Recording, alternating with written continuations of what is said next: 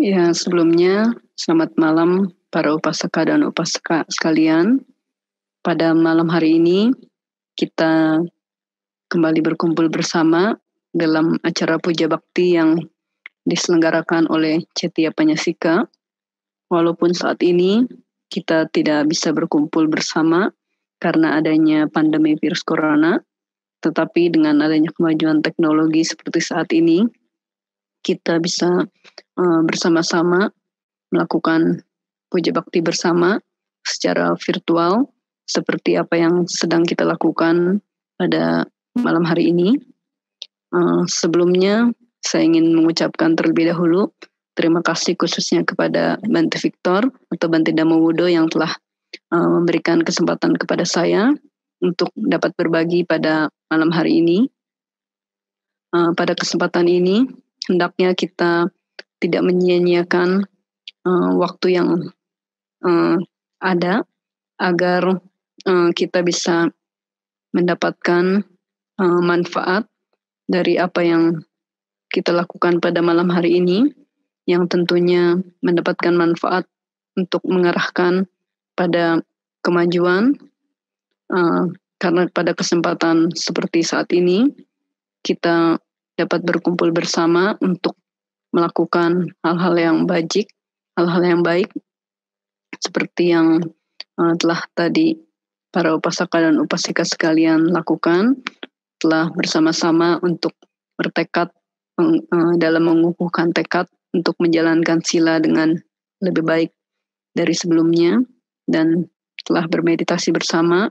Dan saat ini kita akan berdiskusi Dhamma, ajaran Sang Buddha yang dapat membantu kita untuk memperkuat keyakinan kita, menambah pemahaman dan pengetahuan kita, serta kebijaksanaan, sehingga kita bisa semakin maju di dalam Dhamma. Para upasaka dan upasika sekalian, tema yang akan kita bahas pada malam hari ini adalah mengenai melepas kemarahan. Semua dari kita tentu dalam kehidupan ini tidak asing lagi dengan yang namanya kemarahan. Semua dari kita tentu pernah marah dalam kehidupan ini, baik ia laki-laki ataupun ia perempuan, mulai dari anak kecil hingga orang tua sekalipun, semua pasti pernah marah. Tetapi alasan dan penyebab serta kadar kemarahannya pasti berbeda-beda setiap orangnya. Sesungguhnya untuk menjadi seorang yang pemarah, untuk memiliki kemarahan, tidak perlu yang namanya belajar terlebih dahulu untuk kualitas-kualitas yang buruk seperti kemarahan ini. Tidak perlu kita belajar untuk menjadi seorang yang pemarah, tetapi hal-hal buruk seperti ini menjadi sangat mudah dilakukan. Jadi tanpa proses pembelajaran, kemarahan ini bisa dilakukan oleh setiap orang. Tanpa ada yang mengajar kita, kita mudah untuk marah. Siapapun orangnya dapat melakukannya. Tetapi sesungguhnya kemarahan ini bukanlah hal yang baik atau hal yang berguna, karena kemarahan dapat membawa kita pada kondisi-kondisi yang buruk.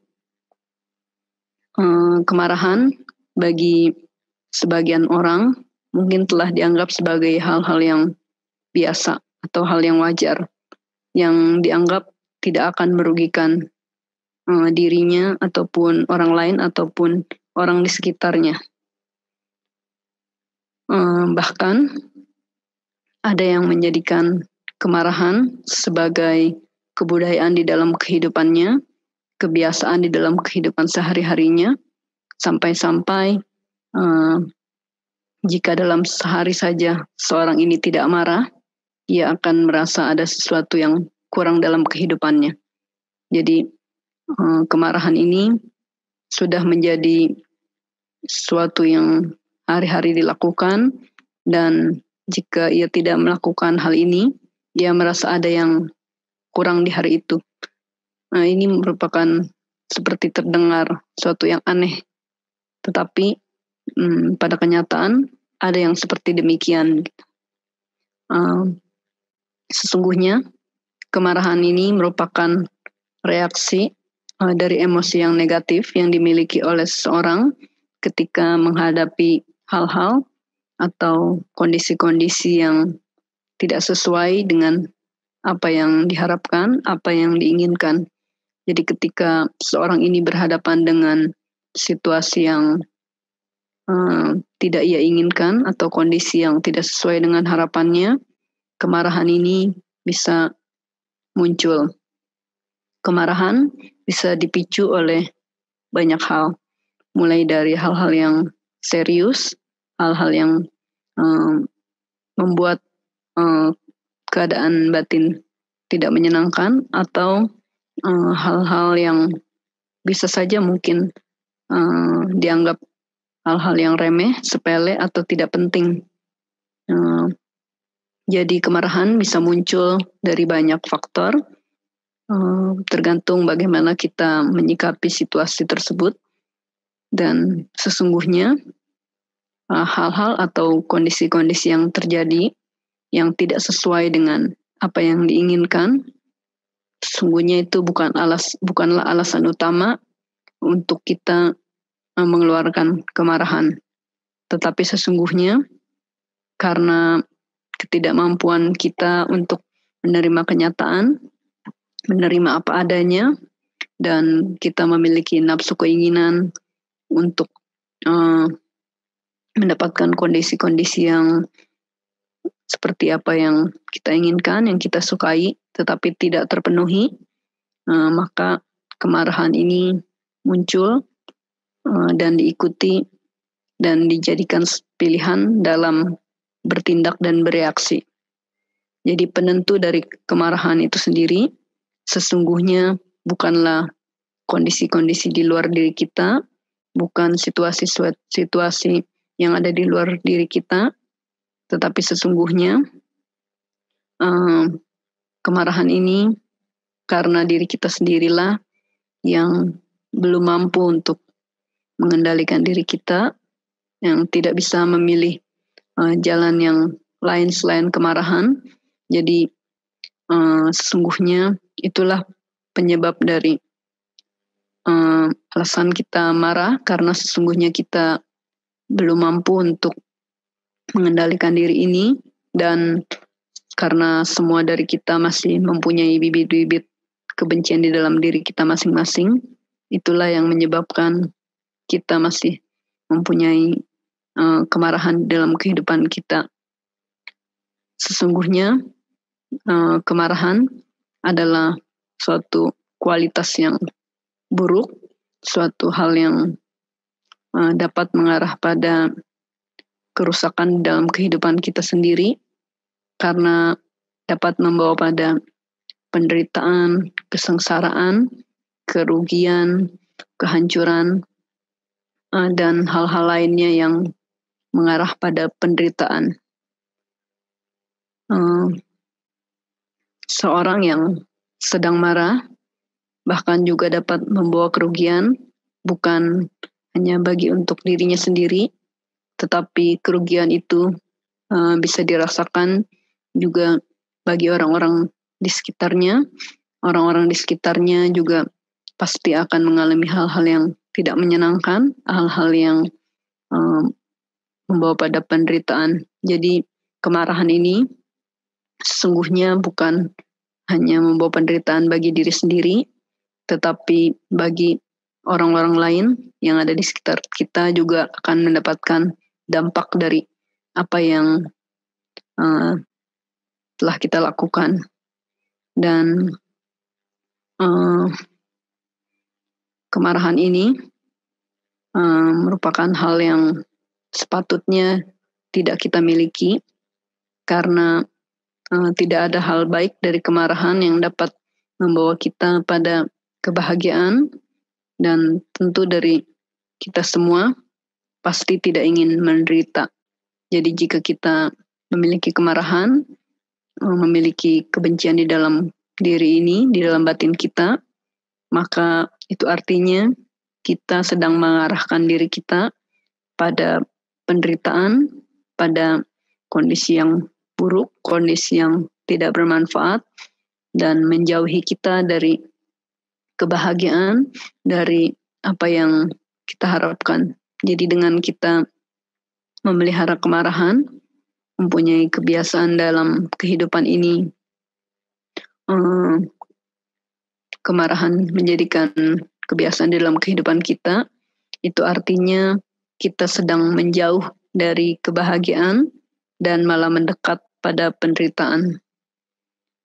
Untuk memahami lebih jelas apa yang dapat dihasilkan atau kerugian apa yang dapat dihasilkan dari kemarahan, mari kita bersama-sama menyimak salah satu sutta yang terdapat di dalam Anguttara Nikaya di kelompok ke-7 nomor 64 mengenai kemarahan. Di dalam sutta ini akan dijelaskan mengenai akibat-akibat yang buruk yang dialami oleh seseorang yang sedang dikuasai oleh kemarahan. Di dalam Anguttara Nikaya di kelompok 7 nomor 64 mengenai kemarahan, di dalam sutta ini tertulis, orang yang marah berpenampilan buruk. Ia juga tidak tidur dengan lelap. Setelah memperoleh sesuatu yang bermanfaat, ia menganggapnya sebagai yang berbahaya. Orang yang marah dikuasai oleh kemarahan, setelah membunuh melalui jasmani dan ucapan, menimbulkan kehilangan kekayaan. Menjadi gila karena kemarahan, ia memperoleh reputasi yang buruk, sanak saudaranya, teman-temannya, mereka yang ia sayangi, menghindari orang yang marah. Kemarahan adalah penyebab bahaya. Kemarahan memicu kerusuhan. Orang-orang tidak mengenali bahaya yang telah muncul di dalamnya. Orang yang marah tidak mengetahui apa yang baik. Orang yang marah tidak melihat dhamma. Hanya ada kebutaan dan kegelapan pekat ketika kemarahan menguasai seseorang. Ketika seseorang yang marah menimbulkan kerusakan, apakah dengan mudah atau dengan susah payah, kelak ketika kemarahannya sirna, ia menjadi tersiksa seolah-olah api terbakar. Ia menunjukkan sikap melawan seperti api di puncak yang berasap. Ketika kemarahannya menyerang keluar, orang-orang menjadi marah karenanya. Ia tidak memiliki rasa malu terhadap kesalahan, ucapannya tidak penuh hormat. Seorang yang dikuasai kemarahan tidak memiliki pulau keselamatan sama sekali. Aku akan memberitahukan kepada kalian tentang perbuatan-perbuatan yang menghasilkan siksaan. Dengarkanlah sebagaimana adanya, jauh dari mereka yang baik. Seorang yang marah membunuh ayahnya. Seseorang yang marah membunuh ibunya. Seorang yang marah membunuh seorang brahmana. Seorang yang marah membunuh seorang duniawi. Seorang duniawi yang marah membunuh ibunya, perempuan baik yang memberikannya kehidupan. Seorang yang darinya ia diberi makan, dan yang menunjukkan dunia ini kepadanya. Orang-orang ini, seperti diri sendiri, masing-masing saling menyayangi diri mereka sendiri. Namun, mereka yang marah membunuh diri mereka sendiri dalam berbagai cara, ketika mereka kebingungan sehubungan dengan berbagai persoalan. Beberapa orang membunuh diri mereka dengan pedang, beberapa orang yang kebingungan menelan racun, beberapa orang menggantung diri mereka dengan tali, beberapa orang terjun ke dalam jurang di gunung. Perbuatan-perbuatan yang melibatkan penghancuran kemajuan, dan perbuatan-perbuatan yang menyebabkan kematian mereka sendiri. Ketika melakukan perbuatan-perbuatan demikian, mereka tidak tahu bahwa kekalahan muncul dari kemarahan.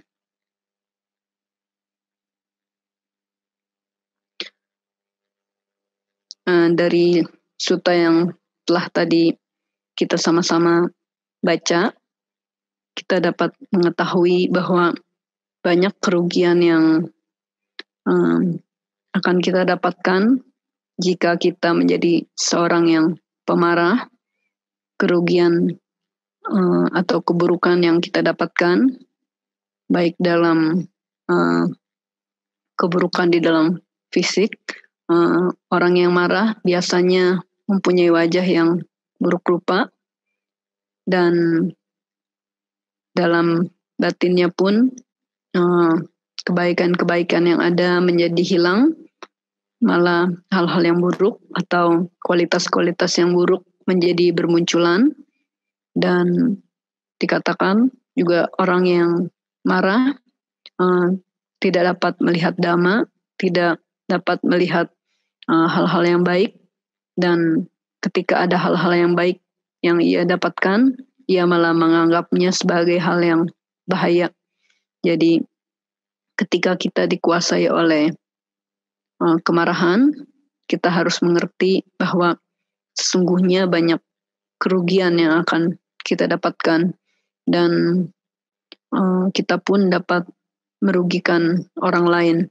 Dan tentunya ketika kita marah, orang-orang lain akan menjauhi kita dan tidak ingin bersama dengan kita.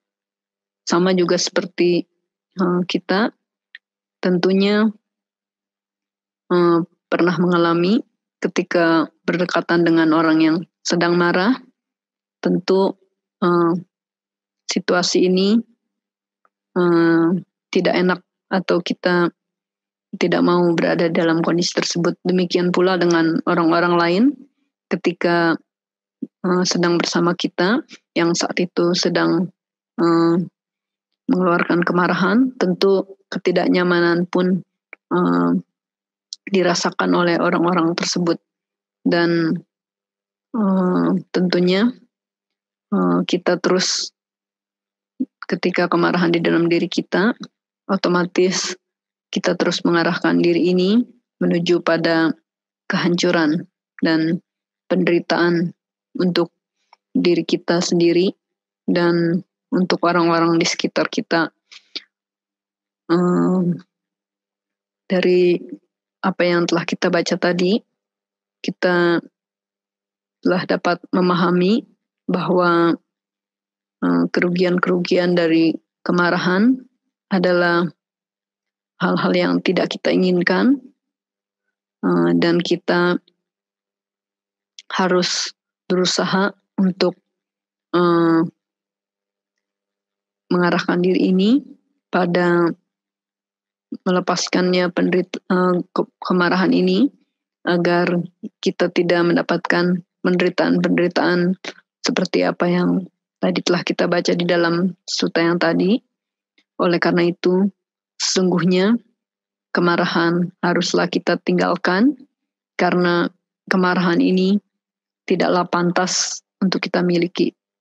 Bagi diri kita yang menginginkan kebahagiaan di dalam kehidupan ini, bagi diri yang menginginkan kehidupan yang lebih baik, kemarahan bukanlah suatu hal yang pantas untuk disimpan, untuk dimiliki.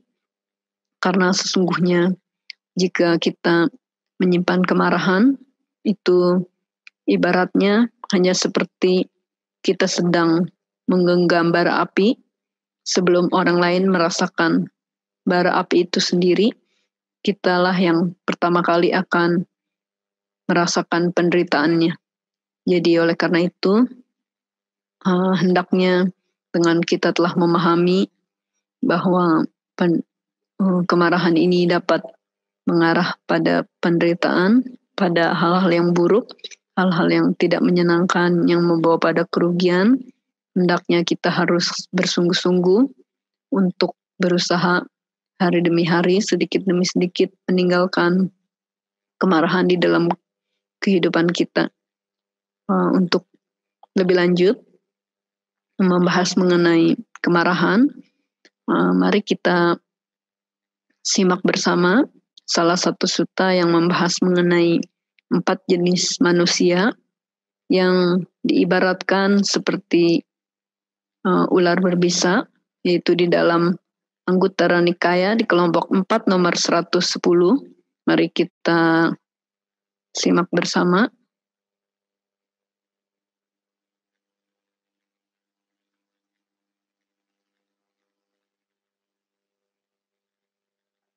Di dalam Anguttara Nikaya di kelompok 4 nomor 110, perumpamaan yang diumpamakan seperti ular berbisa. Di dalam sutta ini tertulis, para biku, ada 4 jenis ular berbisa. Apakah 4 ini? Yang pertama, ular yang bisanya cepat bereaksi tetapi tidak mematikan. Yang kedua, ular yang bisanya mematikan tetapi tidak cepat bereaksi. Dan yang ketiga, ular yang bisanya cepat bereaksi dan juga mematikan. Dan yang berikutnya yang keempat, ular yang bisanya tidak cepat bereaksi dan juga tidak mematikan. Ini adalah keempat jenis ular berbisa itu. Demikian pula, ada 4 jenis orang yang serupa dengan ular-ular berbisa itu terdapat di dunia. Apakah 4 ini? Yang pertama, orang yang bisanya cepat bereaksi tetapi tidak mematikan. Yang kedua, orang yang bisanya mematikan tetapi tidak cepat bereaksi. Dan yang ketiga, orang yang bisanya cepat bereaksi dan juga mematikan. Dan yang terakhir yang keempat, orang yang bisanya tidak cepat bereaksi dan juga tidak mematikan. Yang pertama, dan bagaimanakah para biku, seorang yang bisanya cepat bereaksi tetapi tidak mematikan? Apa yang dimaksud dengan ini? Di sini, seorang sering menjadi marah, tetapi kemarahannya tidak berlangsung lama. Dengan cara inilah, seorang adalah orang yang bisanya cepat bereaksi, tetapi tidak mematikan. Maka aku katakan, orang ini adalah bagaikan ular berbisa yang bisanya cepat bereaksi, tetapi tidak mematikan. Jadi yang pertama, seorang yang menjadi sering marah atau mudah marah, tetapi kemarahannya ini tidak berlangsung lama. Itu yang pertama. Yang kedua, dan bagaimanakah seorang yang bisanya mematikan, tetapi tidak cepat bereaksi? Di sini, seorang tidak sering menjadi marah, tetapi kemarahannya berlangsung lama. Dengan cara inilah, seorang adalah orang yang bisanya mematikan, tetapi tidak cepat bereaksi. Maka aku katakan, orang ini adalah bagaikan ular berbisa yang bisanya mematikan, tetapi tidak cepat bereaksi. Jadi jenis yang kedua ini, seorang yang tidak gampang marah, tidak mudah marah, tetapi ketika kemarahannya muncul, kemarahannya ada di dalam dirinya, kemarahannya ini bisa berlangsung dengan lama. Dan yang ketiga, dan bagaimanakah seorang yang bisanya cepat bereaksi dan juga mematikan? Di sini, seorang sering menjadi marah dan juga kemarahannya berlangsung lama. Dengan cara inilah, seorang adalah orang yang bisanya cepat bereaksi dan mematikan. Maka aku katakan, orang ini adalah bagaikan ular berbisa yang bisanya cepat bereaksi dan juga mematikan. Jadi jenis yang ketiga ini, di mana seseorang ini menjadi mudah marah, gampang marah, dan cepat marah, dan kemarahannya yang telah muncul ini juga berlangsung dengan lama. Nah, jenis yang berikutnya, yang terakhir, jenis yang keempat, Dan bagaimanakah seorang yang bisanya cepat bereaksi dan juga tidak mematikan? Di sini, seseorang tidak sering menjadi marah dan juga kemarahannya tidak berlangsung lama. Dengan cara inilah, seorang adalah orang yang bisanya tidak cepat bereaksi dan juga tidak mematikan. Maka aku katakan, orang ini adalah bagaikan ular berbisa yang bisanya tidak cepat bereaksi dan juga tidak mematikan. Jadi jenis keempat ini, di mana seseorang yang tidak mudah marah, tidak gampang marah, tidak cepat marah, dan ketika kemarahannya muncul di dalam dirinya, kemarahan ini tidak berlangsung dengan lama. Ini para biku adalah keempat jenis orang yang serupa dengan ular-ular berbisa itu, terdapat di dunia ini. Nah, dari sutta yang telah tadi kita simak bersama-sama, coba kita renungkan bersama-sama termasuk dalam jenis yang manakah kita. Apakah kita termasuk jenis yang pertama, orang yang mudah marah, tetapi jika kemarahannya itu muncul, tidak akan berlangsung lama, atau jenis yang kedua, yang tidak cepat marah, tetapi jika kemarahannya muncul, akan berlangsung dengan lama, atau jenis yang ketiga, yang paling terparah dari keempat jenis ini, yang mudah marah, dan ketika kemarahannya muncul, kemarahannya itu akan berlangsung dengan lama, atau yang jenis keempat, yang tidak mudah marah, dan jika kemarahannya itu muncul, tidak akan berlangsung dengan lama. Coba kita renungkan masing-masing dari diri kita, termasuk jenis yang manakah kita dari keempat ini. Nah, kita harus lihat dalam kehidupan sehari-hari, seberapa seringkah kita mengeluarkan kemarahan dari dalam diri kita, baik dalam perilaku kita, atau ucapan, ataupun di dalam pikiran kita sendiri. Jadi kemarahan bisa ditunjukkan dalam sikap kita, dalam ucapan kita, ataupun dalam pikiran kita.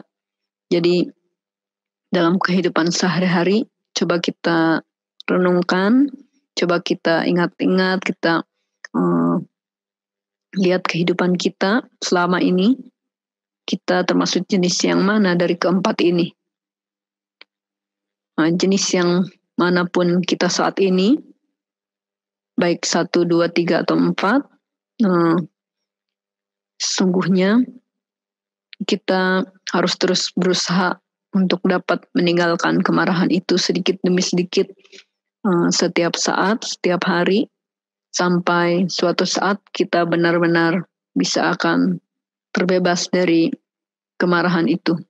Jadi ketika dalam kehidupan ini kita merasa kita masih punya kemarahan atau bahkan masih sering marah, kita harus ingat bahwa kemarahan ini tidaklah pantas untuk kita miliki.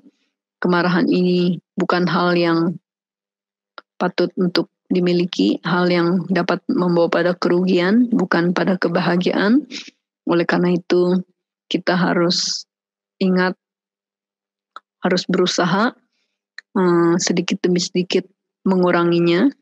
Jadi misalnya dalam kehidupan sehari-hari, kita biasanya bisa marah-marah misalnya sekitar 2 jam, lama-lama kita kurangi jadi 1 jam, kurangi setengah jam, lama-lama marah itu menjadi hanya sebentar.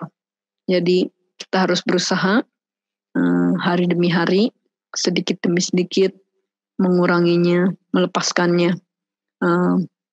Jadi ketika kemarahan ini akan muncul di dalam diri kita, hendaknya kita harus mencari cara untuk meninggalkannya, untuk melepaskannya. Dari keempat jenis yang tadi kita bahas, yang diibaratkan seperti bisa ular, Keempat jenis ini semuanya sesungguhnya tidak ada yang paling terbaik, karena dari keempat jenis ini semuanya tetap masih memiliki kemarahan. Hanya kadar dari kemarahannya itu yang berbeda, dan waktu dalam kemarahan itunya yang membedakan setiap jenis. Tetapi di antara keempat jenis manusia ini, jenis yang keempat itulah yang dapat dikatakan masih lebih baik dibandingkan jenis yang lain. Nah, walaupun masih punya kemarahan, masih ada kemungkinan kemarahan itu muncul, tetapi kemarahan yang muncul itu tidak akan berlangsung lama, dan kemarahannya itu juga tidak gampang muncul. Jadi jenis orang yang keempat adalah sungguhnya yang lebih baik di antara yang lainnya. Tetapi kita harus ingat dari keempat ini tetap keempat-empatnya tetap memiliki adanya kemarahan, tetapi poin yang keempat atau jenis yang keempat itu masih lebih baik dibandingkan yang lainnya. Oleh karena itu kita minimal berusaha untuk menempatkan diri kita menjadi jenis yang keempat. Jadi kita tidak mudah marah, dan jika kemarahannya itu muncul, kemarahannya pun tidak akan berlangsung lama. Jadi minimal ada pengendalian diri di sana untuk tidak memunculkan kemarahan, dan ketika kemarahannya itu muncul, kita tidak berdiam lama di dalam kemarahan itu. Selama kita belum menghapus secara total 3 akar kejahatan yang ada di dalam diri kita, keserakahan, kebencian, dan kebodohan, kemungkinan besar kita masih bisa marah. Tetapi minimal jika kita belum bisa untuk melepaskan atau menghilangkan kemarahan di dalam batin kita, setidaknya kita bisa berusaha untuk sedikit demi sedikit menguranginya dan terus menjauhinya, dan menjadikan kita menjadi jenis manusia yang keempat dengan kadar kemarahan yang sedikit dan durasi kemarahannya tidak berlangsung dengan lama. Jadi minimal itulah yang harus kita lakukan. Minimal kita harus menempatkan diri kita menjadi jenis yang keempat. Dan saat ini sesungguhnya telah banyak orang yang telah menyadari, telah banyak orang yang telah memiliki pemahaman bahwa sesungguhnya kemarahan merupakan hal yang buruk atau hal yang membawa pada kerugian, dan banyak orang yang setelah memahami hal ini memiliki keinginan atau harapan untuk dapat terbebasnya dari kemarahan, tetapi dari sekian banyak orang yang telah memahami, yang telah memiliki keinginan tersebut, dalam kenyataannya hanya sedikit yang telah berusaha, telah bersungguh-sungguh untuk meninggalkan kemarahannya. Jadi kebanyakan orang hanya memiliki keinginan dan mempunyai pemahaman bahwa hal ini buruk, tetapi ia tidak berusaha.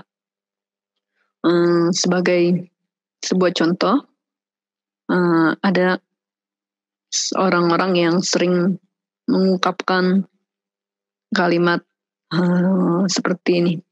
Sesungguhnya dalam kehidupan ini saya sudah tidak mau marah, tetapi mengapa saya masih suka marah? Dari kalimat tersebut kita bisa lihat mengapa saya masih suka marah. Ada kata suka marah di situ, kita bisa mengerti bahwa karena adanya rasa suka, adanya rasa senang dalam melakukan tindakan tersebut, maka hal itu dilakukan. Jadi ada rasa puas, ada rasa senang ketika setelah melampiaskan kemarahan, maka kemarahan itu tetap dilakukan. Tetapi sebaliknya, jika sudah tidak ada lagi rasa suka, tidak ada rasa senang dalam melakukan hal-hal seperti itu, maka dengan otomatis hal-hal itu akan ditinggalkan dan tidak dilakukan lagi.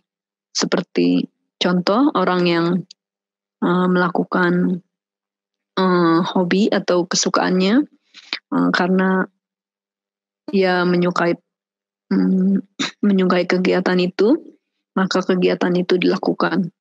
Tapi jika ia sudah tidak menyukainya lagi, dengan otomatis ia tidak mengerjakannya. Demikian pula dengan kemarahan ini, karena adanya rasa suka dan adanya sesuatu yang membuat menyenangkan, maka hal ini dilakukan.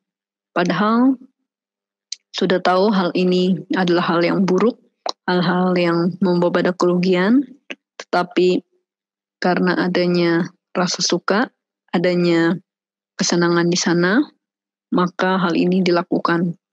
Jadi kita harus paham bahwa mengapa kita sulit untuk melepaskan kemarahan, karena terkadang kita merasa senang dalam melakukannya. Dan saat kemarahan ini muncul di dalam diri kita, ketika kita mengetahui ada kemarahan muncul di dalam diri kita, kita paham atau kita tahu kita sedang marah, hal itu merupakan hal yang baik dan sudah menandakan adanya kemajuan di dalam diri kita. Jadi ketika kita marah, kita tahu kalau kita marah, itu adalah hal yang baik. Dibandingkan dengan ketika kita marah, tetapi kita tidak tahu kalau kita marah, kita menganggapnya sebagai hal yang benar. Nah, jadi ketika kita sedang marah terus kita mengetahui bahwa kita sedang marah, itu artinya kita sudah sedikit lebih maju. Karena kita mengetahui saat itu kita sedang marah, otomatis kita akan berusaha untuk mengendalikan diri dan tidak melanjutkan kemarahan kita. Tetapi dari kemajuan ini, hendaknya kita tidak merasa puas karena hanya mengetahui saja, hanya ada pengetahuan saja, itu tidaklah cukup, tidaklah bisa untuk kita meninggalkan kemarahan kita, tetapi alangkah lebih baik jika setelah kita mengetahui adanya kemarahan di dalam diri kita, setelah kita mengetahui bahwa hal-hal buruk ini tidak patut kita miliki, kita berusaha untuk melepaskannya, untuk meninggalkannya. Jadi setelah kita mempunyai pengetahuan, kita tahu diri kita marah, kita berusaha memperbaiki diri kita dengan terus berusaha dengan kemampuan yang kita miliki untuk meninggalkannya, melepaskannya, dan tidak menggenggamnya. Karena seperti yang tadi kita telah bahas, dengan kita menggenggam kemarahan kita, maka hanya keburukan yang kita dapatkan, bukan kebaikan atau kebahagiaan yang akan kita dapatkan. Dalam terus berusaha, kita juga harus berusaha mengendalikan diri agar tidak melampiaskan atau mengeluarkan kemarahan kita, baik melalui perilaku kita maupun pikiran kita.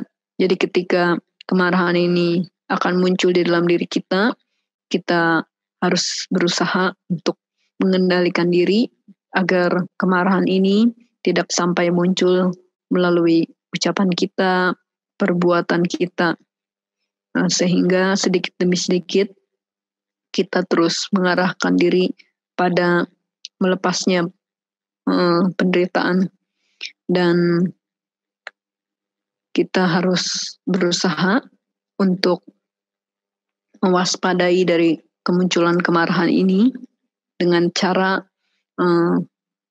kita menjaga pikiran kita, ucapan, dan tindakan melalui pengendalian diri yang benar.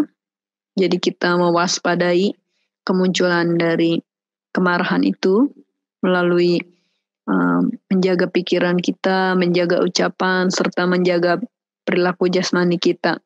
Maka sedikit demi sedikit kemarahan itu bisa kita lepaskan.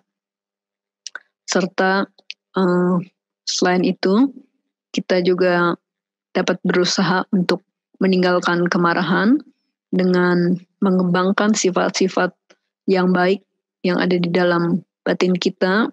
Kita terus berusaha untuk memunculkan hal-hal yang baik, sifat-sifat baik seperti kesabaran, cinta kasih, kita munculkan di dalam diri kita, maka sedikit demi sedikit akan membantu kita dalam meninggalkan kemarahan. Inilah yang harus kita lakukan dalam usaha meninggalkan kemarahan. Dalam hal ini, usaha yang kita lakukan harus kita barengi dengan adanya bukan hanya kemauan, tetapi kita harus ingat untuk terus berusaha dengan mengerahkan keinginan yang luar biasa, dengan tanpa lelahan kita terus berusaha untuk menghilangkan kemarahan di dalam batin kita, dan dengan terus mempertahankan keinginan, usaha kita, dan terus bersemangat, terus giat untuk mengarahkan diri ini pada terlepasnya kemarahan di dalam batin kita, dan terus memperkuat perhatian kita, pemahaman kita, sehingga sedikit demi sedikit kemarahan bisa kita lepaskan, bisa kita hilangkan di dalam diri kita. Maka dengan demikian kualitas-kualitas yang buruk, kualitas yang tidak bermanfaat kita dapat tinggalkan. Jadi dalam usaha kita untuk meninggalkan kemarahan harus disertai dengan adanya kegigihan, semangat, dan daya upaya yang terus-menerus tanpa lelah, dan serta perhatian yang baik dan pemahaman yang jernih, sehingga kita terus bisa mengarahkan diri kita pada terlepasnya penderitaan di dalam kehidupan kita. Dan karena kita paham bahwa penderitaan ini merupakan hal yang kemarahan ini merupakan hal yang dapat membawa pada penderitaan, kita harus ingat untuk berusaha hari demi hari terus mengupayakan diri kita agar kita bisa melepaskannya sedikit demi sedikit.